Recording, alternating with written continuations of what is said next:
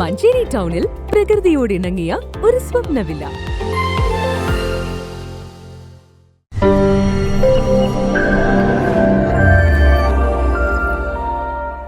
കഞ്ചാവ് കേസിൽ 2 പേർക്ക് 4 വർഷം വീതം കഠിന തടവും പിഴയും.